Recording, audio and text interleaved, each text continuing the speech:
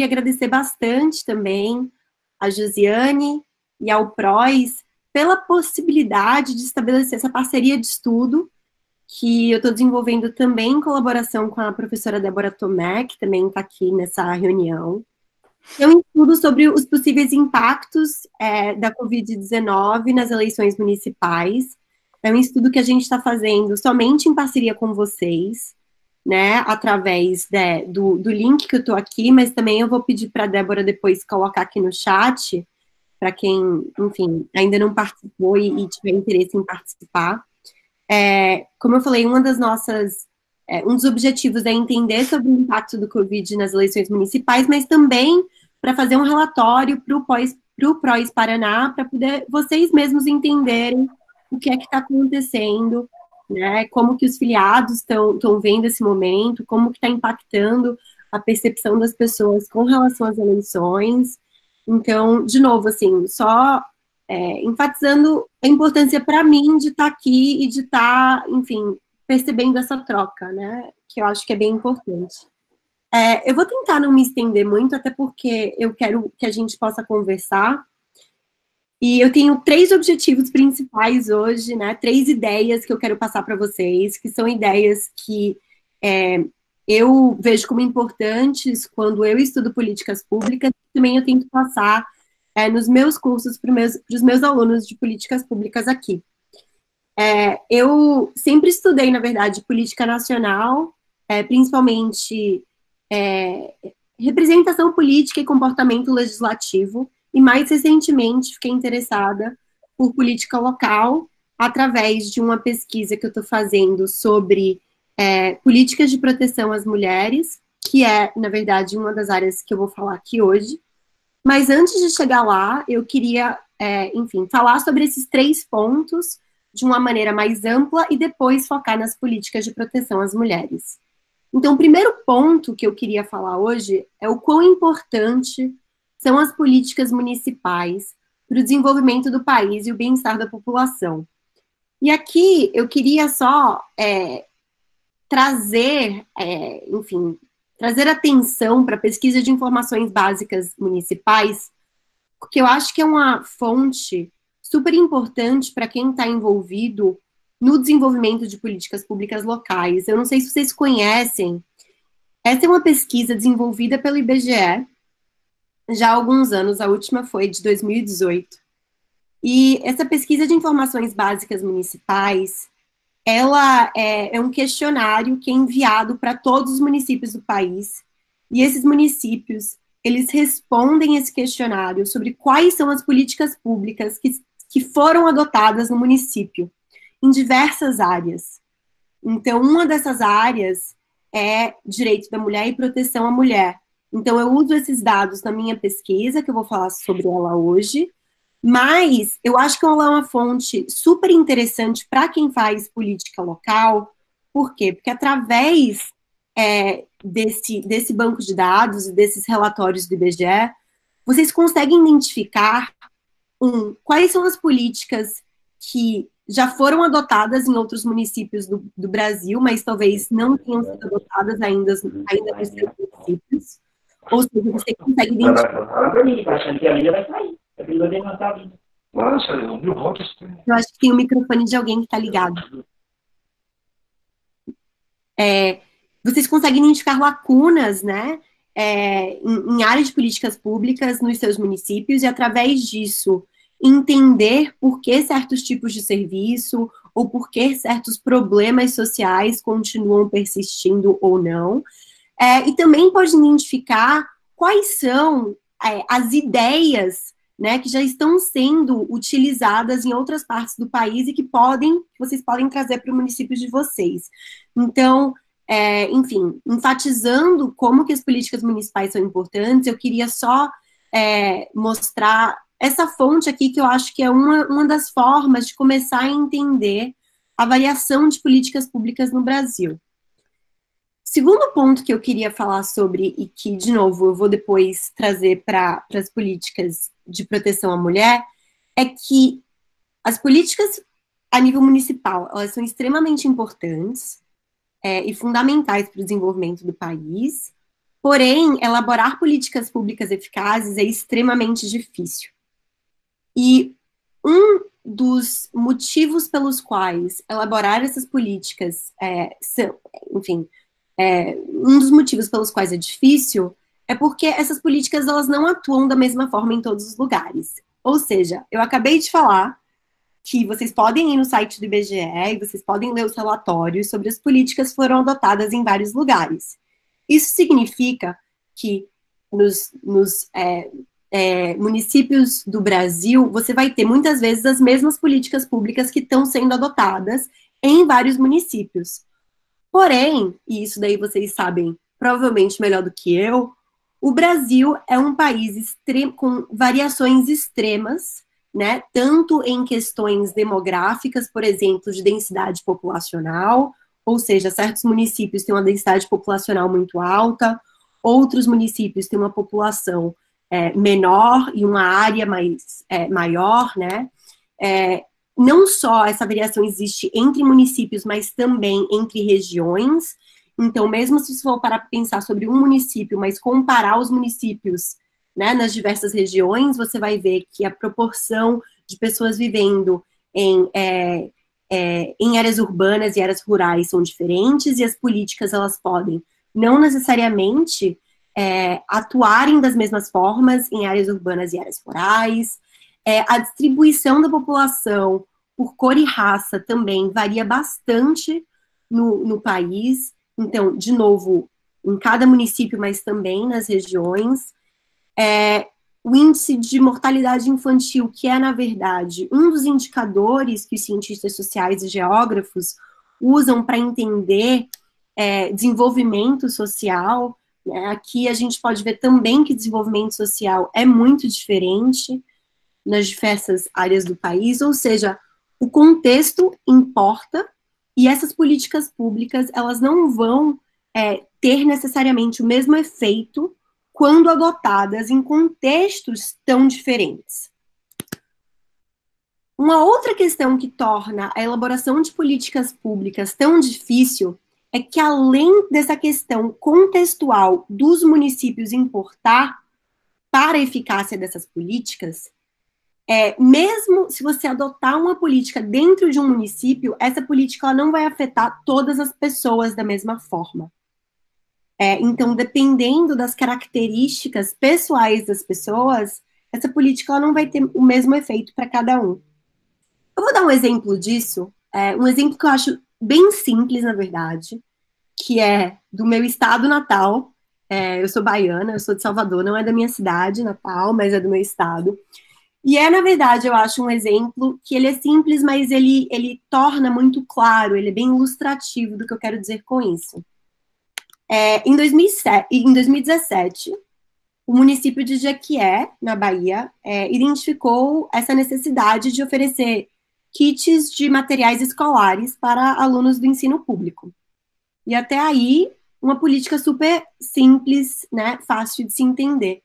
Como parte disso, eles fizeram um pedido de 18 mil mochilas. De novo, algo que parece ser super simples, mochilas dentro desse contexto de kit de material escolar para alunos do ensino público. O problema é que 120 dessas mochilas, elas foram para creches. E aí você pensa, problema? Mas por que um problema? Bom, o problema é que o pedido dessas 18 mochilas não levou 18 mil mochilas não levou em consideração que o tamanho das crianças da creche são diferentes do tamanho das crianças do ensino médio. Então, esse aqui foi o resultado. Essa política pública, que ela saiu bastante na mídia, é uma política, de novo, muito simples, mas que mostra que a falta de cálculo sobre as diferentes necessidades do público-alvo da política fizeram com que a política não tivesse um efeito igual para todo mundo, ou seja, as mochilas que foram para as 120 crianças das creches, elas não eram mochilas adequadas, de tamanho adequado para essas crianças. Esse aqui é um exemplo, como eu estava falando, simples, mas que ele ilustra bastante essa questão das políticas públicas, de como que a não consideração sobre como que as políticas podem afetar as pessoas de maneiras diferentes, têm efeitos reais nas vidas das pessoas e podem levar a uma menor eficácia dessas políticas, ou até a nenhum efeito dessas políticas. E agora, deixa eu ir para o caso das políticas de proteção à mulher, que é uma área que eu tenho começado a estudar mais de perto.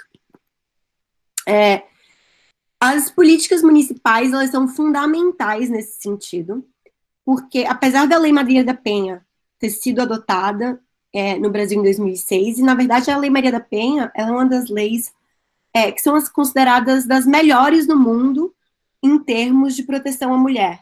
E ela é uma lei que ela é extremamente rígida e forte para a proteção da mulher. E apesar disso, apesar dessa lei a nível nacional existir, a Lei Maria da Penha, ela depende de instrumentos de política pública local para que ela seja efetiva. E por que isso? Porque quando a lei foi adotada, ela identificou instrumentos tanto de proteção à mulher, quanto instrumentos de justiça que eram para ser adotados a nível local para que a política, de fato, tivesse efeito, né? Então, ela é uma política a nível nacional, e aí ela, basicamente, ela expõe, ela coloca certos tipos de instrumentos que deveriam ser adotados a esse nível local, para que essa política, ela seja, de fato, ela possa proteger as mulheres. Diversos estudos, inclusive esse aqui que eu cito, que é de Peralva e Reynolds, eles mostram que as políticas para mulheres, quando adotadas a nível municipal, elas têm efeito na redução dos casos de violência contra a mulher. E nesse estudo aqui em particular, os autores estudam os casos de feminicídio e encontram que a presença das delegacias de mulheres reduzem os feminicídios. Apesar disso, as delegacias de mulheres só estão presentes em 8% dos municípios no Brasil. Ou seja, a Lei Maria da Penha, ela existe desde 2006, mas apenas 8% dos municípios do país têm delegacias de proteção à mulher. Eu queria só fazer um parêntese aqui, que na verdade não tem a ver com os 3 pontos que eu quero, né, fazer hoje, mas que eu acho que também é importante quando a gente está falando de violência contra a mulher, é que tem diversos tipos de problemas que são muito difíceis da gente tratar através de políticas públicas, porque eles são muito difíceis de mensurar. Ou seja, a gente sabe que violência contra a mulher não é só feminicídio e não é só violência física, por exemplo. Mas é muito difícil de mensurar a dimensão de outros tipos de violência, inclusive de violência física, que muitas vezes, enfim, as mulheres podem até ir aos hospitais e fazer as denúncias, mas que não necessariamente naqueles dados vai constar que enfim, que a mulher foi machucada por conta de uma violência, né, contra ela. Ou seja, a maioria dos estudos que tentam fazer essa análise sobre a eficácia das políticas públicas, eles analisam o feminicídio porque homicídios são os números mais absolutos, mais fáceis de você mensurar, né? Então, eu só queria fazer esse parêntese aqui, porque eu acho que é muito interessante como que a literatura sobre políticas públicas, ela fala que não é necessariamente porque não existe um problema que existe a falta de políticas públicas, ou seja, vários problemas eles podem existir na sociedade e a gente pode não necessariamente estar pensando sobre políticas públicas para resolvê-los. E uma dessas questões é justamente a falta de dados, a falta da gente até saber e conseguir reconhecer que um problema existe, né? E o problema da violência contra a mulher tem uma parte disso, da gente não conseguir mensurar o tamanho do problema de uma maneira muito clara. Bom, mas voltando aqui, nesse primeiro ponto, as políticas municipais, elas são fundamentais para, de fato, tornar a política nacional de proteção à mulher, né, de fato, uma realidade, ou seja, de fato, diminuir a violência contra a mulher a nível local. Mas, como eu falei, as delegacias elas só estão presentes em 8% dos municípios, e aqui são alguns dos resultados do meu trabalho com o Vitor Araújo, que a gente ainda não publicou, a gente ainda está desenvolvendo esse trabalho, que, na verdade, a gente olha não só para as delegacias especializadas de atendimento às mulheres, mas também sobre outros tipos de políticas, né, de proteção à mulher, como o juizado especial, as promotorias especializadas de gênero, a Patrulha Maria da Penha. E aqui no canto, na verdade, vocês podem ver o número de municípios que adotou cada uma dessas políticas e o percentual, né? Ou seja, quanto que esses municípios representam no universo total dos municípios do Brasil. Então, como vocês podem ver, a delegacia são 8% dos municípios que tem. A política que é mais frequente são os conselhos municipais de direito à mulher, que estão presentes em 23% dos municípios. O segundo ponto aqui. Como eu falei, o primeiro é que essas políticas a nível municipal, elas são muito importantes, mas, mesmo quando adotadas, elas não necessariamente atuam da mesma forma em todos os lugares, em todos os contextos, né? Então, voltando para aquele ponto de que a gente tem que pensar sobre qual é o contexto que essas políticas, nos quais essas políticas são adotadas. Então, um dos resultados desse estudo de Peralva e Reynolds, como eu falei, existem poucos estudos sobre a eficácia dessas delegacias de mulheres, justamente pela dificuldade, né, de entender a dinâmica, como que essa dinâmica acontece. Mas um dos resultados desse estudo de Peralva e Reynolds é que essas delegacias, elas são mais eficazes em áreas urbanas, ou seja, elas conseguem reduzir mais os casos de feminicídio em áreas metropolitanas, urbanas, do que em áreas rurais. E isso aqui elas fazem, essas análises todas, elas fazem com dados estatísticos, dados de homicídio, e aí depois que elas encontram esses resultados, elas vão fazer entrevistas para tentar entender, bom, mas o porquê desse resultado, o que está acontecendo aqui? E é o que o estudo delas indica é que essas políticas são mais eficazes em áreas urbanas por conta de uma série de fatores, inclusive maior dependência financeira das mulheres em áreas rurais, e também questões de reputação, ou seja, nas cidades que são menores, uma mulher ir a uma delegacia, fazer uma denúncia, tende a expor mais, ela pode encontrar com pessoas que conhece na rua, outras pessoas podem vê-la e fazer essa denúncia, do que em áreas urbanas, com maior densidade populacional, que podem diminuir, né, enfim, a probabilidade de algo assim acontecer, de alguém te ver em delegacia, fazer uma denúncia, etc. O terceiro ponto é que as políticas, elas não impactam todas as pessoas do mesmo jeito.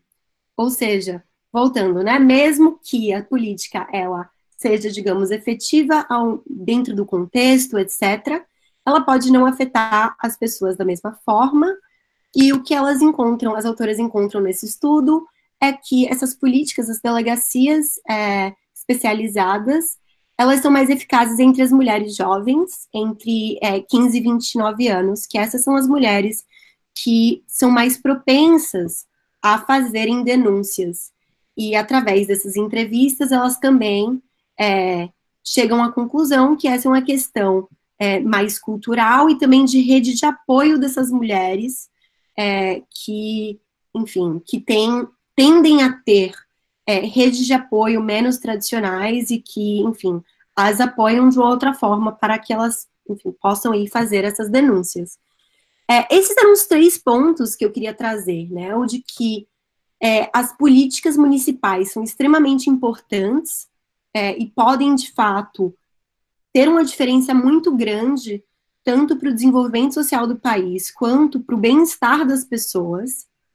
Existe uma grande variação sobre a adoção dessas políticas públicas a nível municipal, e eu, enfim, incentivo mesmo que vocês deem uma olhada na pesquisa que eu mencionei do IBGE, porque vocês vão poder ter uma noção maior sobre suas áreas de interesse, não sei, se vocês forem interessados em educação, em segurança, etc., vai se poder dar uma olhada e ver o que os municípios oferecem. Mas que, de qualquer forma, mesmo quando adotados a nível municipal, essas questões contextuais do município têm que ser levadas em consideração, e que também essas políticas, mesmo quando a gente leva essas questões contextuais em consideração, a gente também tem que pensar sobre como, quem é o nosso público-alvo, e como que essas políticas podem impactar essas pessoas desse público-alvo de uma maneira muito diferente, dependendo das suas características. Eu vou parar por aqui e, na verdade, com algumas perguntas para vocês, porque só que talvez, assim, não quero necessariamente que vocês respondam para mim agora, mas eu acho que são perguntas para reflexão mesmo, de como você percebe a efetividade das políticas de proteção à mulher no seu município, quais obstáculos existem para a efetividade dessas políticas, e o que você acha que melhoraria a oferta de serviços de proteção à mulher no seu município. Eu vou parar por aqui, lembrando de novo que eu e Débora, a gente está fazendo essa pesquisa separada, né, que tem a ver com o impacto de Covid nas eleições municipais, e eu vou deixar o link lá depois, mas agora eu queria mesmo abrir para que a gente conversasse, para perguntas, enfim, e fico à disposição. Muito obrigada.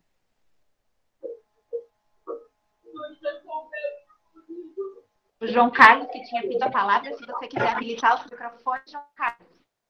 Ok, estão me ouvindo bem aí? Tô sim. Já tô te vendo também. Que bom. Primeiramente, boa noite para vocês. E acho muito importante, aliás, de extrema importância, esse tema, tanto que hoje é evidência, inclusive, principalmente nesse momento de isolamento, a violência contra a mulher, aliás, eu digo não só a violência contra a mulher, mas como a violência doméstica tem aumentado bastante, ou seja, contra a mulher, contra crianças, inclusive em alguns casos de abuso que eu tenho tido conhecimento, e também contra pessoas idosas. Isto é bastante preocupante, e penso que ainda faltam políticas públicas que possam complementar essas situações. Com relação às mulheres, eu tenho um parecer a fazer aí também, até porque eu trabalho na área de segurança pública. Nós temos hoje 399 municípios e não temos 10% de delegacias da mulher. Uhum. Por outro lado, a segurança, de uma forma geral, ela também, embora exista, por exemplo, as LOAs e PPAs, falta, assim, digamos, um trabalho mais efetivo, mais junto, por exemplo, as políticas públicas, elas têm que estar mais inseridas. O que acontece? Por exemplo, desses 399 municípios, nós não temos, por exemplo, delegacias que ainda são da época do governo Lupion, principalmente as delegacias regionais. Então, muitas são construídas em área urbana, não tem possibilidade de ampliação, para poder dar um atendimento específico, né? Nós não temos profissionais, digamos assim, suficientes, tão pouco capacitados também para trabalhar na questão da violência da mulher. A gente tem, obviamente, cursos esporadicamente, mas não tem pessoal, digamos assim, específico para tratar dos problemas da mulher agredida, da mulher que foi vítima de violência. Então, por exemplo, nós não temos ali uma sala onde a mulher poderia estar abrigada, porque eu acho que para a mulher estar abrigada, nós deveríamos também ter outros profissionais numa delegacia, que seriam psicólogos, assistentes sociais, que pudessem dar esse atendimento. Não seria exatamente um investigador, um escrivão de polícia, uma escrivã de polícia, que, lógico, o atendimento no sentido de proteção até pode dar, só que a mulher não precisa só daquela proteção, ela precisa de um outro tipo de acompanhamento psicológico, assistencial, por exemplo, na questão da assistência social. E outra, a Lei Maria da Penha também, ela, hoje, para ela ter uma maior efetividade, enquanto quando se fala naquela questão do afastamento lá dos 300 metros de distância, hoje é difícil, não tem uma fiscalização, não tem algo assim efetivo que dê uma resposta imediata. Então as mulheres vivem, de fato, constantemente em perigo, por mais que a lei seja aplicada. Então são coisas que acho que tem que se estudar de uma forma assim, mais complexa. Todas as políticas públicas nesse sentido, além desse paralelismo aí, no caso, por exemplo, com os orçamentos, seja os municípios ou seja os estaduais, eu acho que tem que ter assim uma proximidade maior, até porque no momento da apresentação de um projeto de política pública, para que ele possa ser viabilizado, então, para que o Estado, o município, tenha essa reserva de recurso para poder aplicar orçamentariamente. Porque se não tiver isso, todas as políticas públicas, se fizer um projeto, principalmente se for projeto emergencial, até pode, digamos assim, tem os meios orçamentários lá que pode, digamos, colocar o projeto em execução, mas ele pode ter dificuldades futuras, né?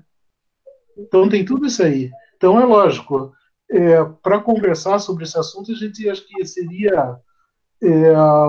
precisava de um espaço bem maior, porque são diversos fatores que influenciam em tudo isso aí. E a política pública é necessário que cada candidato a um cargo, principalmente vereadores e deputados, é importante que eles saibam, de fato, trabalhar com políticas públicas efetivamente, não só falar de política pública, levar apenas como um tema de campanha. Eu acho muito interessante que a questão do conhecimento, da experiência, isso aí são coisas, eu acho que, essenciais, né? Porque você vai falar de saúde, segurança, educação, sem ter conhecimento, daí eu acho que é muita balela. Daí o que ocorre, que infelizmente, desculpe se eu estiver me alongando, ocorre que muitos deputados, vereadores que se elegem, apenas assumem o cargo, daí chega lá e diz, puxa vida, me elegi, o que eu vou fazer agora? Então isso é uma coisa que eu acho um absurdo acontecer. Eu digo para vocês, já vi diversos casos disso. Pessoas que se elegeram, depois perguntaram para mim, puxa vida, eu me elegi, e agora o que eu vou fazer? Mas é isso, desculpa, sem querer tomar a vez de outras pessoas que querem falar também. Eu gostaria de complementar, se for me permitido. Então, eu sou a professora Irene Camargo, aqui do município de Pinhão, né? Temos aí em torno de, bem, zona rural do Paraná.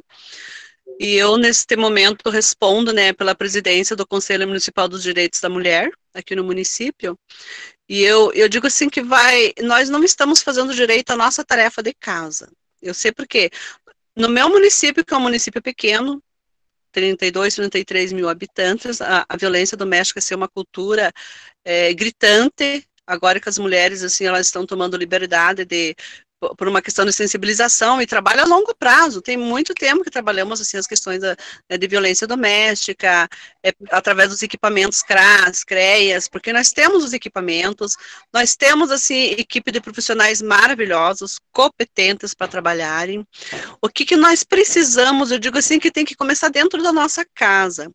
Aí eu pergunto para todos os prefeitos que entram e saem, nós vamos ter o nosso departamento da mulher para nós ter o nosso orçamento? Nós vamos ter a nossa secretaria da mulher, aí nós queremos que o Estado faça, queremos que fulano faça, mas eu digo assim que nós não acabamos não fazendo.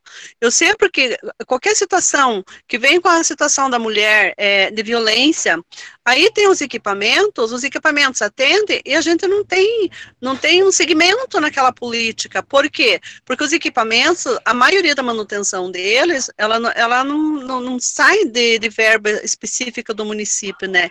O município só complementa. Então, eu penso assim, que quando falamos de nós, sempre fica assim, se sobrar, vai. se sobrar verba, se sobrar recurso, e a gente acaba se contentando com isso. Eu penso que nós, enquanto políticos, eu não sou, não concorro a pleito eleitoral, mas eu batalho muito por políticas públicas em todos os sentidos, né, na questão de direitos. Então, quase todos os conselhos de direitos, eu faço parte da mulher, assim, é uma briga já para organizar o conselho, que no Pinhão não foi fácil, né, era uma cultura assim de que mulher não tem nada que ficar se exibindo, indo na rádio falar de violência, porque é desse jeito mesmo. Então é uma batalha bem complicada, e eu digo assim que agora a nossa tarefa de casa é conquistar o espaço no orçamento municipal, né? É isso agora, nesse momento de política, nesse momento dos prefeitos estarem apresentando aí os seus programas de governo, é a hora de nós exigirmos dentro desses programas que parte que toca para as nossas políticas. Ah, não tem a delegacia da mulher? Não tem problema, o Estado não consegue porque a demanda é grande? Não, então vamos colocar uma pessoa capacitada para ouvi-la dentro da delegacia, né, para ser a primeira pessoa a ter o contato com essa mulher, porque a gente sabe, eu acompanhei muitos depoimentos, assim, que elas sofrem chacota, é risinho, sabe, é complicado, é uma outra violência pior do que ela levou lá na casa. Então, eu penso que nós devemos primeiro fazer a nossa tarefinha de casa. E agora, o que nós vamos cobrar dentro dos programas municipais dos prefeitos que estão chegando aí? Ou pretendem se reeleger? Que parte da fatia do recurso vai tocar para as nossas políticas públicas, né?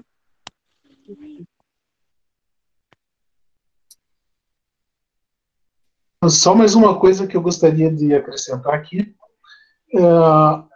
A Ironi está falando de um município pequeno, né? Tá. No caso aqui, quando se trata de capital, e quando a gente fala de violência doméstica, normalmente a gente imagina que a violência doméstica só ocorre nas baixas camadas, né? Ou seja, pois é. O que me preocupa, por exemplo, a gente tem conhecimento de que regiões nobres da capital, o índice de violência doméstica ele é relativamente alto. Só que isso não vai a público por diversos motivos. E a gente sabe disso. Tá, agora, nesse caso aí, por exemplo, como coibir, Malu? Essa pergunta eu faço para você. Como que a gente iria trabalhar uma política pública para coibir esse tipo de violência doméstica, principalmente nos altos níveis da sociedade? Uhum. Essa é uma ótima pergunta, na verdade, porque o Brasil, na verdade, ele não... As pesquisas de opinião pública mostram que esse é um padrão que não existe só no Brasil, né? Ou seja, a violência doméstica, ela acontece nas diversas camadas sociais em vários lugares do mundo, né? Então, assim, a gente, de fato, às vezes tem essa perspectiva de que algumas mulheres estão mais propensas a sofrerem violência que outras. De fato, no Brasil, quem morre mais são mulheres pretas de baixa renda, tá? Então, isso é algo que as estatísticas mostram. Então, essas mulheres, sim, estão mais vulneráveis a morrerem, mas a violência doméstica, sim, ela afeta mulheres de todas as camadas sociais e de todas as raças e etnias. Eu acho que, na verdade, João Carlos, eu vou responder a sua pergunta, talvez eu não a responda completamente, porque eu acho que se eu tivesse a resposta dessa pergunta, né, todo mundo já teria adotado as políticas mais efetivas nesse sentido. Mas eu queria só, na verdade, voltar para alguns pontos que você fez que eu achei que foram, assim, excelentes, só para enfatizar algumas coisas da sua fala, que eu achei que foram super importantes para quando a gente está pensando sobre políticas públicas de uma maneira geral. Que você falou o quê? Sobre a importância do desenho das políticas públicas, né? Isso. E essas políticas públicas, elas têm que, primeiro, entender o problema, ou seja, a violência doméstica, ela não é um problema só de uma questão de violência, né, física, ela também é uma questão de dependência econômica, ela é uma questão de oferecer serviços de apoio psicológico, não só à mulher, mas também à sua família, aos seus filhos, né? Ou seja, uma política ampla, ela tem que ser desenhada para atender a todos esses elementos, né, da violência contra a mulher. Então, esse era o primeiro ponto que eu queria voltar do que você falou, sobre o desenho das políticas públicas. O segundo ponto é sobre a implementação dessas políticas, ou seja, mesmo quando elas são bem desenhadas, elas precisam ser implementadas, né, ou seja, precisa existir um monitoramento dessas políticas para que elas, de fato, sejam efetivas.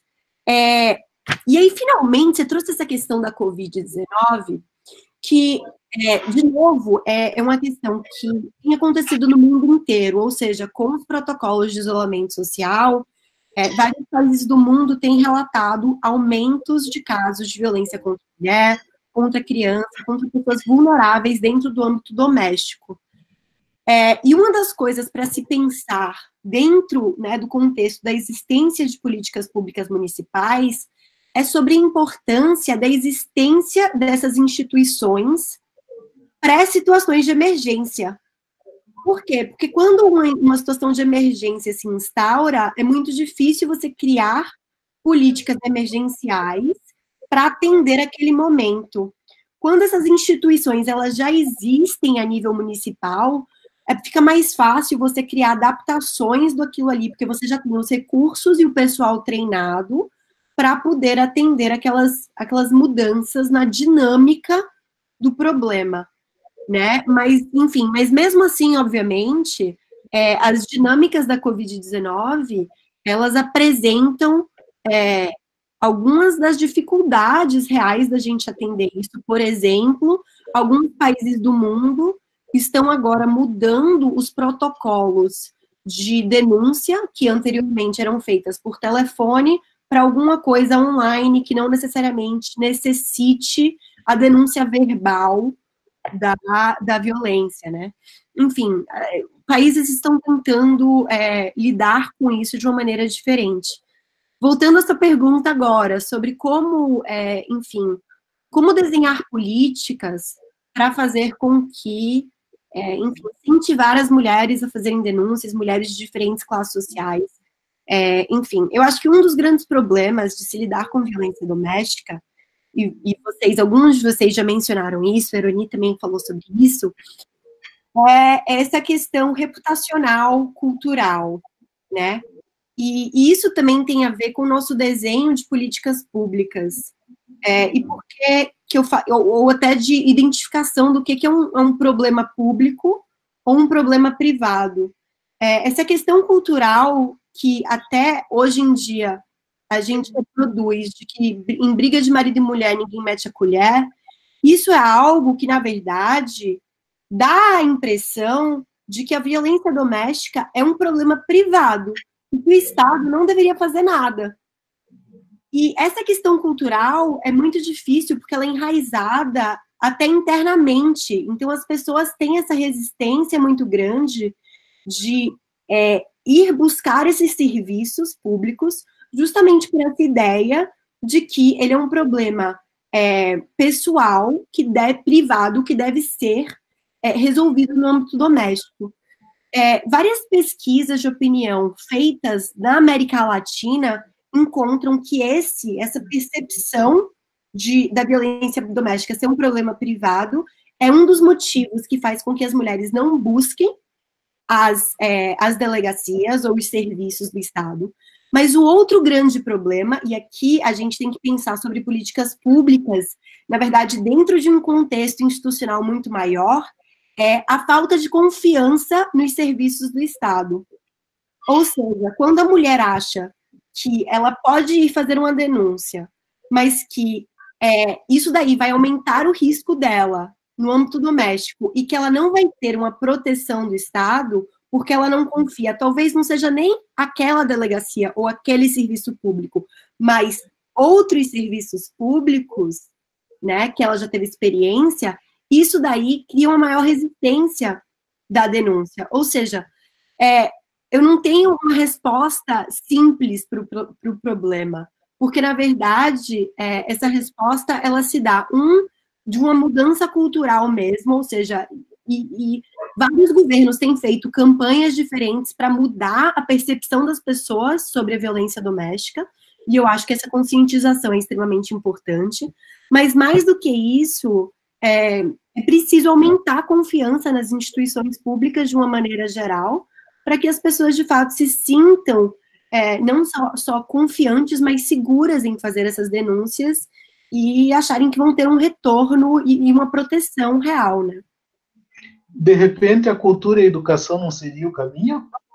Porque, conforme você mesmo falou, nós temos uma cultura, digamos assim, machista, arraigada, né, que, ao mesmo tempo, por exemplo, criou esse medo nas mulheres, né? Então, por exemplo, a gente vê pessoas, o medo que vem de diversas formas, inclusive a questão, o medo mais ainda apregoado pela questão da segurança financeira. Sim. E outros aspectos aí, né? Então, por exemplo, tem mulheres que não denunciam o marido porque depende dele para sobreviver, etc. Tem um monte de fatores nesse aspecto. Mas eu acho que algum trabalho, alguma política pública para funcionar, digamos, a médio e longo prazo, começando através da educação e da cultura, eu acho que isso aí pode mudar, né? Não, com certeza. Assim, tem alguns estudos, na verdade, que mostram que essa educação, inclusive com crianças e adolescentes, né, conscientizando crianças e adolescentes sobre violência doméstica e outras dinâmicas, né, de violência, elas são extremamente eficazes a médio e longo prazo. Inclusive, aqui no Reino Unido existem várias dessas campanhas e educacionais mesmo, inclusive na universidade onde eu estudava, onde eu fiz meu doutorado, existia uma campanha justamente sobre violência doméstica e dinâmica de poder dentro dos relacionamentos, que era um programa educacional mesmo, liderado por homens para homens, que era um desenho interessante, mas existem outros desenhos, né, de programas educacionais nesse sentido. Mas, como eu falei, eu acho que, assim, existe uma complexidade muito grande, né, de política, de como que desenhar essas políticas públicas. Sim. Esses serviços, eles têm que estar disponíveis, e não são só serviços, enfim, judiciais, né, e criminais, mas também de apoio e proteção físico, psicológico, de saúde, né, para as mulheres e para as suas famílias, para os seus filhos, etc. Enfim, e isso daí combinado a um aumento de confiança nas outras instituições mesmo. Então, se falar de política pública é muito, muito complicado, não só pelos fatores que eu havia trazido na apresentação, mas porque essas políticas, elas não existem num vácuo, elas existem dentro de um contexto institucional já existente, elas interagem com essas outras políticas, com essas outras instituições, ou com a falta delas. Oi. Oi. Oi, quem está controlando? Quem está controlando a fala? Sua vez. Oi, deputado, pode? Sua vez, pode falar.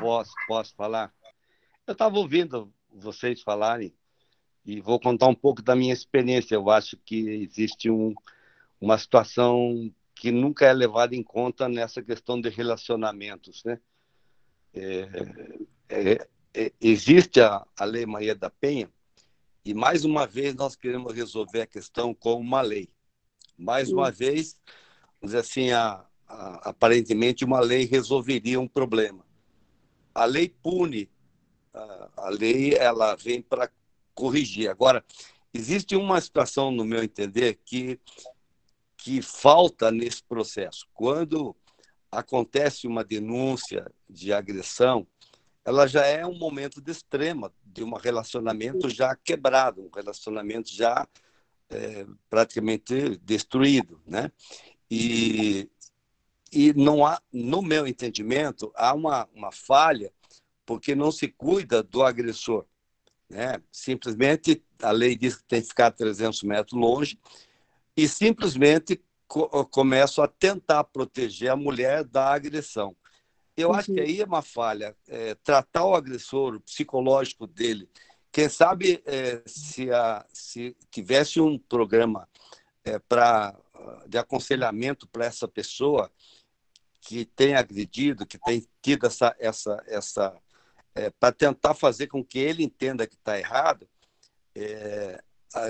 no meu entender, isso é uma falha que a política pública deixa mais violenta e cada vez mais revoltada, né, contra a situação. Então, nunca vi uma lei resolver um problema. A lei pune se você errar. Então, há necessidade de nós termos um cuidado também com a pessoa que é o agressor, para que, quem sabe, ele entre num psicólogo, num psiquiatra, porque ninguém agride outra pessoa simplesmente porque quer agredir. Ele tem algum distúrbio, alguma questão. Isso tem que ser tratado também. Então, para mim, essa é uma falha que nós temos no processo e que devemos consertar. Minha opinião, né, claro, eu sou totalmente contra qualquer violência, inclusive violência familiar, pior ainda. Mas eu vejo que se nós não tentarmos corrigir essa pessoa de alguma forma, não só punindo, mas também, daqui a pouco, fazendo com que ele passe por um tratamento psicológico, psiquiátrico, você pode criar uma situação mais favorável para resolver um problema. É claro, essa é uma opinião, não sou psicólogo, eu sou engenheiro civil, né? Mas eu tenho 70 anos, eu já vivi bastante, já vi muitas situações onde a Lei Maria da Penha ela não conseguiu coibir o extremo de um assassinato, né? Porque não se cuidou do assassino, não se cuidou do agressor. A gente tenta proteger a vítima, que é a mulher, sempre, né? Mas esquecemos que nós temos alguém em potencial que tem que ser cuidado, de alguma forma, né? Porque se ele estiver andando na rua e cada vez mais com mais ódio, né? Com mais fazendo com que uma hora ele vai explodir, vai fazer uma coisa pior do que já fez. Então, a minha opinião é essa, né? Eu acho que existe nesse processo todo a falta de termos uma atenção especial ao agressor. Não proteger o agressor, mas tentar fazer com que ele deixe, né, de ser essa pessoa violenta que está agredindo a sua esposa, né, a mulher que vivia com ele. Então, nós temos que tomar esse cuidado. Pela minha experiência, pelas coisas que eu já vi, se daqui a pouco a gente tivesse esse cuidado, quem sabe a gente teríamos um problema. Isso eu estou dizendo depois de acontecer a denúncia, que nós tivemos que denunciar tudo, depois nós temos que tratar as duas situações, senão a gente não vai conseguir que essa separação seja de uma forma que ela não vai criar uma agressão maior ainda. Então, eu estava ouvindo vocês falar, e esse é um processo que eu sempre, na minha opinião, quando eu era prefeito, né, a Josi trabalhou comigo, nós tínhamos um trabalho muito forte, né, com esse trabalho de atender, de tentar fazer um aconselhamento de alguma forma para que essa pessoa entendesse que aquilo acabou, que a separação foi uma solução e ele não ter aquilo como uma forma de exercer mais ódio ainda para cima da sua esposa, que era esposa, né? Que vivia com ele. Assim. Essa é a minha opinião, eu só queria deixar para vocês aí também. Uma opinião de uma pessoa que já viveu bastante e que realmente eu acho que temos que tratar dos dois lados para que aquela pessoa que era agredida não seja de novo agredida de uma forma até mais violenta. Esse, na verdade, é um excelente ponto e volta aquela ideia da violência doméstica ser um problema que tem que ser lidado de uma forma holística, né? Ou seja, por todos os lados, e que essa questão da prevenção é muito importante, como o senhor está falando, deputado. E, na verdade, existem alguns países que adotaram algo muito, muito similar ao que você está sugerindo aqui. O formato tende a ser aquele que eu estava mencionando anteriormente, que são programas liderados por homens para homens, né, que é um processo de reabilitação mesmo. Eu já ouvi falar de projetos piloto disso no Brasil, mas agora eu não estou lembrada aonde. Mas eu sei que programas como o senhor está descrevendo existem sim em outros lugares. Então eles Em Blumenau, o Malu tem um serviço mais ou menos no sentido que o deputado estava falando. Pronto. São bem importantes mesmo. E, assim, eu acho que volta essa questão de tratar a violência doméstica de uma maneira bem holística e bem completa, né? Entendendo as complexidades do problema. A questão da família é um problema. A família é um processo importante e que deve ser analisado como tal. E quando há uma separação, ela tem que ter acompanhamento, né?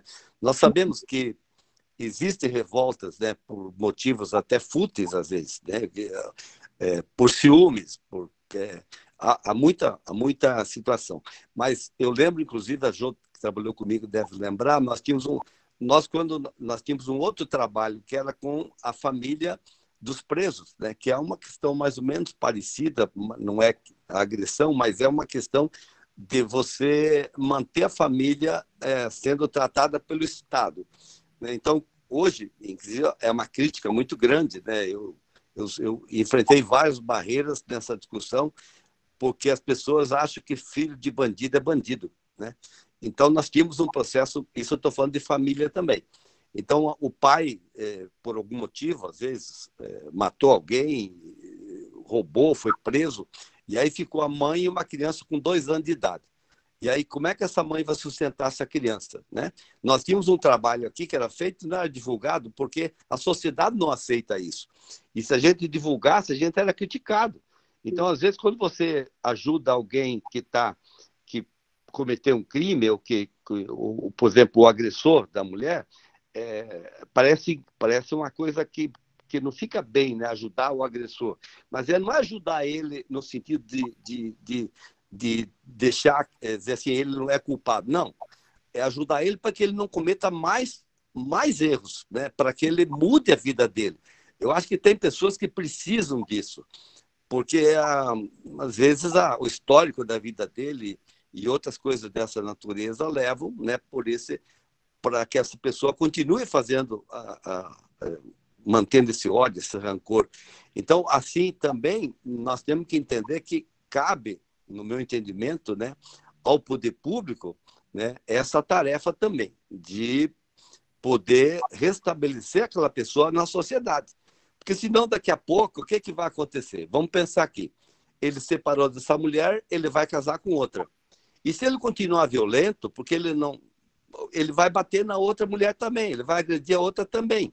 Então, essa questão de você tratar o desequilíbrio de pessoas para que não faça de novo coisa errada, também é função da sociedade, né? Eu falo isso porque eu creio na reabilitação das pessoas. Eu acredito que é possível, né, você fazer com que as pessoas se reabilitem das coisas que faziam errado e começam a fazer coisas certas. Mas, para isso, eles não podem, eles sozinhos, dificilmente eles vão conseguir. E ainda mais com o que a lei obriga eles a separar, muitas coisas que eu sei que ele, em vez de aceitar, de ser punido e parar de fazer, ele acaba com mais ódio, com mais rancor. Então, eu vejo que é um problema social grave, mas que tem que ser tratado também, tanto o lado da mulher, que é a pessoa que sofre as consequências da agressão, como também aquele que agride, porque senão ele vai continuar agredindo outras, né? Porque ele vai casar de novo, ele vai se envolver com outras mulheres e vai continuar sendo o agressor que sempre foi.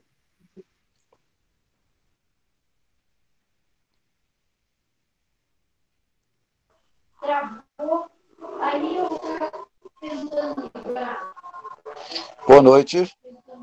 Boa noite. Eu gostaria de fazer aqui uma pergunta. Quando a situação... Você está me ouvindo? Estou te ouvindo. Ah, beleza. Boa noite, eu sou de Telêmaco Borba, né?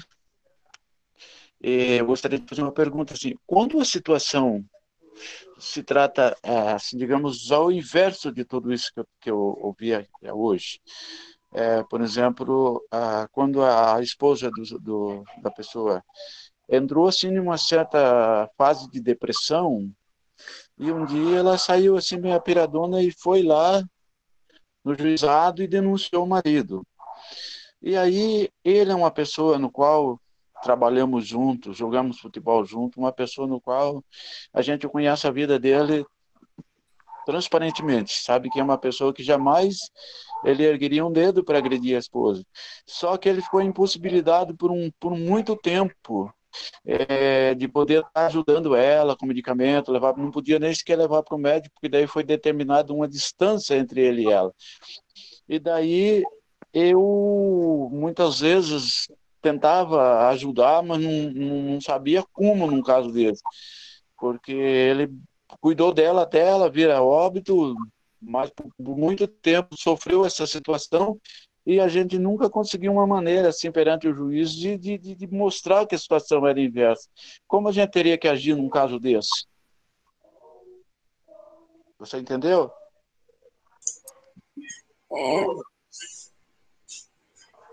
Ô, Renato, eu acho que é mais uma questão jurídica daí, de você comprovar que ela tem problema, fazer um laudo psicológico dela. Existem maneiras, mas tem que ser feito através do juízo e feito de uma forma consensual com o juiz, porque o juiz determinou.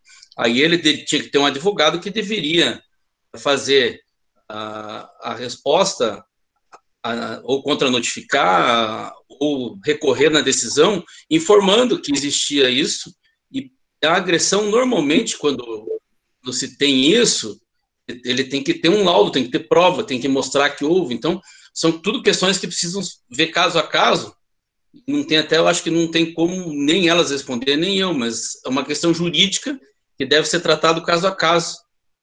Que existe sim, às vezes, mulheres que podem vir e denunciar por raiva, por exemplo, pode.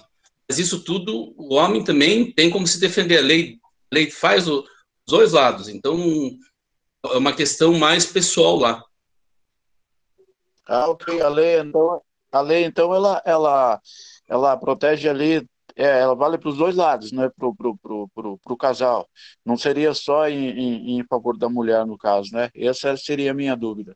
Não, dos dois lados que eu falo na questão da defesa. Lá tem as formas do que foi, vamos falar assim, do que foi dito, que o dito agressor, se ele não é o agressor, ele tem as formas da lei de provar que não fez agressão. Daí é uma questão caso a caso, Renato. Não temos como tratar isso numa decisão aberta, porque na grande maioria dos casos, vamos falar assim, por que o juiz ele já tem a predisposição de afastar 300 metros da pessoa? Porque na grande maioria dos casos, a agressão é verdadeira, a agressão não foi falsa, foi uma falsa notificação. Então, em função disso, o juiz já afasta. Esse afastamento nada mais é de que não é uma punição para ele, é uma coisa para tentar proteger a mulher, mas, como o deputado falou, muitas vezes isso causa no agressor uma revolta. Ele não respeita e um dia ele toma umas ou acorda revoltado com a vida e acaba entrando, como aconteceu na Fazenda Rio Grande no final do ano passado, deu uma repercussão muito grande. O rapaz que tinha sido afastado voltou em casa, matou a menina, se matou depois, porque, como o deputado falou, ele devia estar psicologicamente, não estava bem. E a decisão do juiz não deu proteção para a mulher. Aliás, eu acho que causou mais revolta não ter tratado, o deputado falou, o agressor, uma boa concepção de se olhar, mas essa questão do juiz afastar, isso é de praxe, porque, vamos falar assim, em 95% dos casos, ou até mais, eu não sei te precisar isso, mas há mais que 95%, quando é feito o relato de agressão, ele é verdadeiro. E ele tem que comprovar, vai fazer corpo de delito, não é só chegar lá e fui agredido, né? Só se for uma agressão psicológica, que também existe outros tipos de agressões que não são, mas que daí, caso a caso, tem que se verificar. Uhum. Obrigada, gente, pelas perguntas. Na verdade, eu já tenho que ir daqui a pouco, que já são 11h15 da noite aqui. Eu queria, na verdade, só ver se tem mais alguma mulher na reunião que tem alguma pergunta, porque eu queria conhecer também as outras mulheres do partido, que Josiane tem falado bastante sobre os programas, os projetos do PROS para promover a representação política da mulher. Então, posso falar, Dani? Eu podia só me despedir, que eu tenho uma outra reunião agora. Sim, né, gente não para. Eu só quero agradecer, Malu, pela sua participação. Muito obrigado mesmo. A gente fica muito feliz de saber que tem pessoas lá do outro lado pensando no Brasil. Você, que ainda pensa no nosso país e tenta ajudar aqui para resolver problemas que não são só do nosso país, né? Mas que para nós é um prazer enorme ter você conosco, tá certo? Eu quero dar uma boa noite a todos. Me desculpa, eu tenho um compromisso agora com a outra live, mas fiquei muito feliz de participar com vocês. Um abraço a todos. Obrigada, boa noite.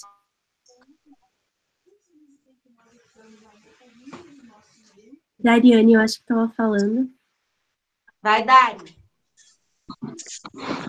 Oi, Malu, prazer. Tudo bom? Tudo. Eu sou do litoral do Paraná, Guaratuba, e há um ano eu estou na política. Entrei única e exclusivamente por causa do deputado. E meu maior objetivo, eu tenho, hoje aqui online, eu estou com 3 filiados do Próximo, te ouvindo, e eu sempre falo para eles que eu vou ficar feliz se eu conseguir implantar, a partir do ano que vem, a Secretaria da Mulher. Uhum. Porque eu vejo muito aqui na cidade que a violência é grande, só que elas não denunciam, não por não ter delegacia, até conseguimos, foi inaugurada agora em março a nossa Delegacia da Mulher. Uhum. Só que elas não denunciam por quê? Não tem vaga em creche, elas não têm um emprego, elas se sentem inseguras de fazer uma denúncia sem saber onde correr. Uhum.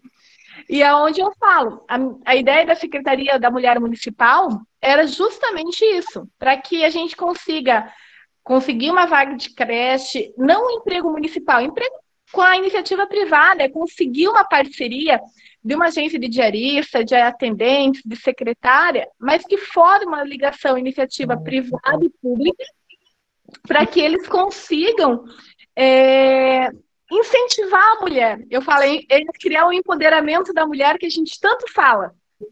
Mostrar para ela que ela é capaz, que ela pode, tudo a gente pode. Eu sempre falo, a Lu tá online aqui, a Lu diz para mim, Dari, tudo pode. Eu falei, a gente pode tudo sim. Então, te ouvir me deu essa certeza que o meu ideal está correto, que é buscar essa segurança para que as mulheres se sentem empoderadas, certo? E que a gente enquadre o homem no lugar dele. Que esses homens não merecem o nosso respeito de forma alguma, né? Fiquei bem feliz de você ter falado, enfim, de conhecer o trabalho que você está fazendo, né? É muito importante, assim, ver também que vocês estão vendo nos municípios de vocês como que essas dinâmicas ocorrem e que é bem relacionada àquela questão, né, de que as instituições, elas vão interagindo umas com as outras, e a gente, na verdade, resolver um problema, a gente precisa lidar com todas essas outras instituições. Então, essa ideia, né, de criar um programa de parceria público-privada, de incentivo à contratação de mulheres, para que elas tenham uma garantia financeira e uma segurança financeira, isso é super importante, interessante. E outro... Conversar depois também mais, enfim. Eu acho que... Posso só fazer uma interferência, professora? Eu acho que, para além disso, a gente hoje nas escolas, até complementando o que o João Carlos falou, né?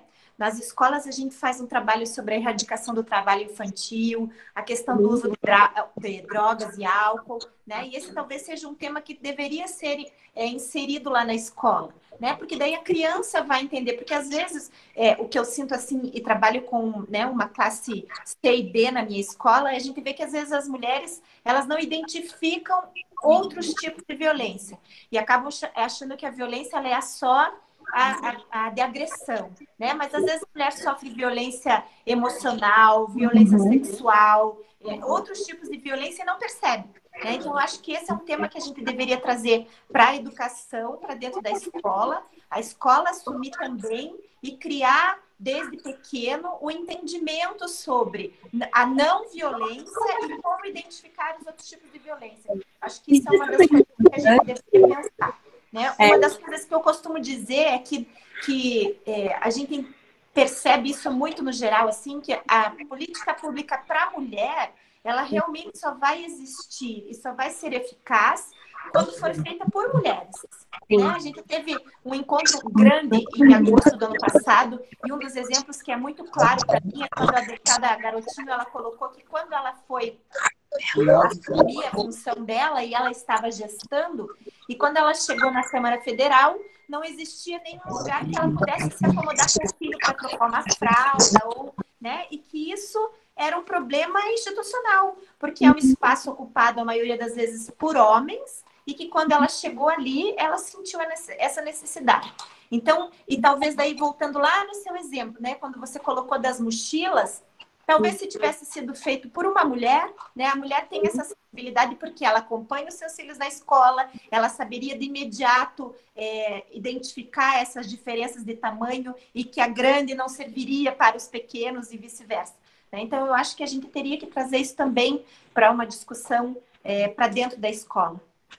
Essa questão de trazer a discussão para dentro da escola é importante também por duas outras coisas, né? Porque tem estudos que mostram que as crianças identificarem violência não só é importante por uma questão de denúncia, né? Muitas vezes as crianças conseguem denunciar uma violência que está acontecendo às mães, ou uma violência que está acontecendo a elas, então elas conseguem identificar isso aí também.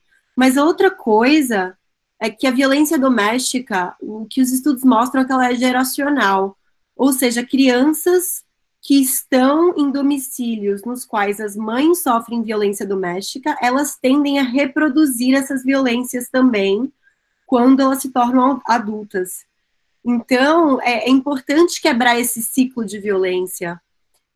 Então, essa questão educacional é importante nesse sentido também, porque existem várias dinâmicas de como que essa violência ela se reproduz e como que ela pode ser interrompida em diversos pontos, né, da violência. Tem a ver um pouco com o que o deputado estava falando também, de como que interromper esse ciclo da violência, né.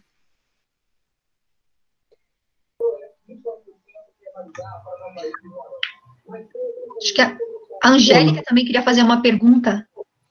Tá.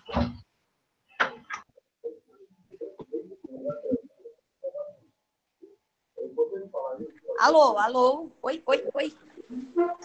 Tudo bem? Estão me ouvindo? Fala, nossa futura prefeita. Se Deus permitir, se Deus quiser. Olá, prazer, obrigada por a sua disponibilidade. Eu estou feliz porque eu peguei há pouco tempo, cheguei da sessão da Câmara, que hoje é dia de sessão, sou vereadora em Arapongas, pré-candidata a prefeita, e eu acredito que vocês tenham tratado de outras políticas públicas, mas eu peguei, acho que é a melhor. E vi várias colocações e observações, desde a violência contra a mulher, como questões relacionadas à vida social da mulher. Eu observo pelo meu próprio município, e não consegui acompanhar quanto tempo você está fora do nosso país, mas você conhece a realidade, culturalmente falando, aqui nós somos um país muito machista, ainda mais que se tenha trabalhado as questões contra o preconceito contra a mulher.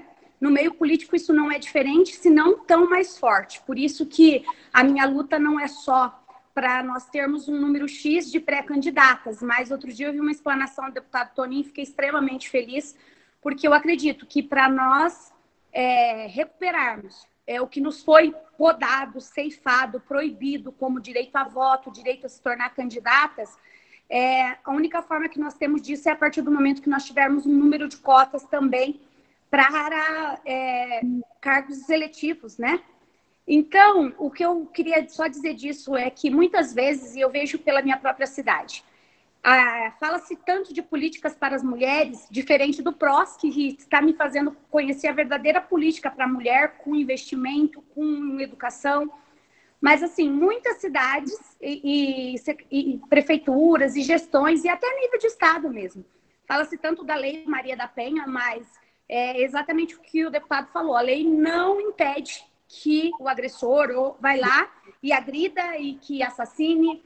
Muitas vezes o que a lei determina nem sempre é cumprida por falta de outras políticas públicas, como segurança, como a questão Eu já vivenciei casos de ter que trazer mulheres agredidas para dentro da minha casa. E acredito que outras colegas também. Por quê? Porque o meu município não tem uma casa de acolhimento. E quando eu falo na criação, e eu vi há pouco a Day falando sobre a criação da Secretaria da Mulher, é um sonho para a minha cidade também. Porque muitos políticos não entendem, até nessa questão de recurso. Eu sou da área da saúde, eu sempre digo que quando eu cuido da mulher, eu automaticamente eu estou economizando, porque eu estou cuidando da família toda. Eu acredito que existe várias exceções, mas eu acho que 70%, 80% do percentual de chefe de famílias são mulheres. E mesmo quando não são chefes, elas são as lideranças. Quando adoece o filho, é a mãe que cuida. Quando adoece a filha, é a mãe que cuida. Quando o marido adoece, normalmente é a mulher que cuida. Quando os pais ficam idosos, lembrando que hoje é o dia de combate à violência contra a terceira idade, é a mulher também que cuida. E se essa mulher tiver condições, através de uma secretaria que atenda às suas necessidades, automaticamente o poder público ele vai estar conquistando aliadas para cuidar tanto na área da saúde quanto na área econômica e assim por diante. Então, o que muitos gestores não entenderam ainda é que quando eu invisto na mulher, eu invisto numa grande parceria que vai estar, além de me dar lucros, produção, ela automaticamente vai evitar que eu tenha gastos, porque ela se torna ali, muitas vezes, a enfermeira, a médica daquela família, ou a psicóloga. Eu já vi muitas mulheres vítimas de agressão física, isso que o senhor também falou é muito importante, sobre também assistir o agressor, que quando elas se encontram ou têm uma questão de apoio, automaticamente elas revertem isso para as suas famílias, que após elas serem acolhidas, saírem da situação de vítimas, elas foram lá e ajudaram esses ex-parceiros ou parceiros a também buscar tratamento e a se recuperarem. Era isso que eu queria falar, porque tem um monte de outras coisas perpassando várias palestras que a gente teve, assim, e aqui coincidiu vários temas bastante importantes, mas era uma contribuição que eu queria fazer sobre a importância do investimento da política da mulher, principalmente nos períodos que nós estamos vencendo hoje. Obrigada, tá? Obrigada. Posso só dar mais digamos assim, um recadinho? Seria no sentido, por exemplo, da elaboração de políticas públicas, principalmente relacionadas a esse tema, envolver também mais homens participando na participação. Que é interessante, porque, de repente, fica um assunto meio que isolado, né? Então, é a participação de homens até mesmo para poder contribuir no sentido de que isso seja coibido, né? Então, eu acho muito interessante. Era isso. Perfeito.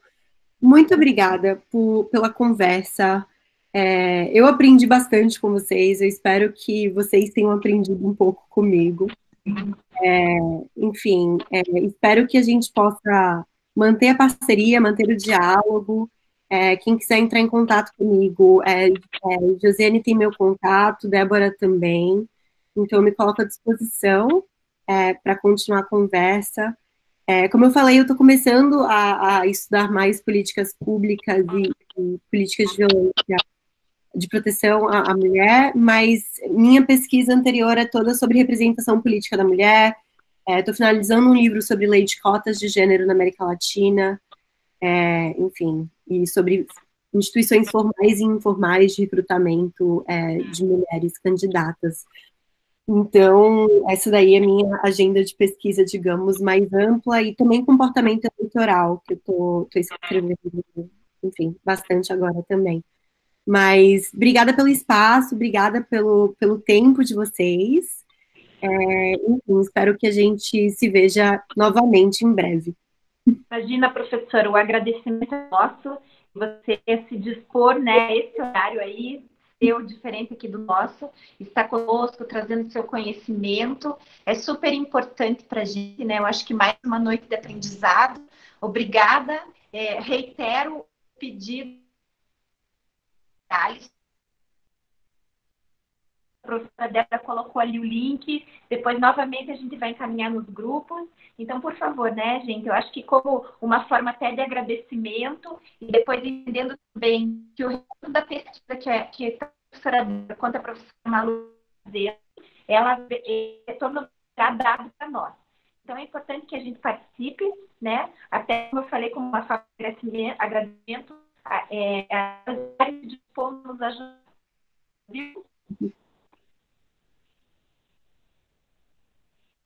Alisson, acho que você quer dar uma palavrinha, daí a professora vai sair também, que tá tarde lá para ela, né? Não precisava dar palavrinha, não, só agradecer a Malu Gatto por se disponibilizar a falar um assunto tão importante, e penso que contribuiu as conversas, o debate foi bom, e assim eu acho que, como o João Carlos comentou, a última fala dele, a participação da mulher ela vai ser efetiva quando se ter a consciência, principalmente hoje, a mulher buscar o seu espaço para conquistar o seu espaço através do entendimento dos homens que têm que abrir esse espaço. E hoje a dificuldade maior é que os homens não querem abrir o espaço dele, né?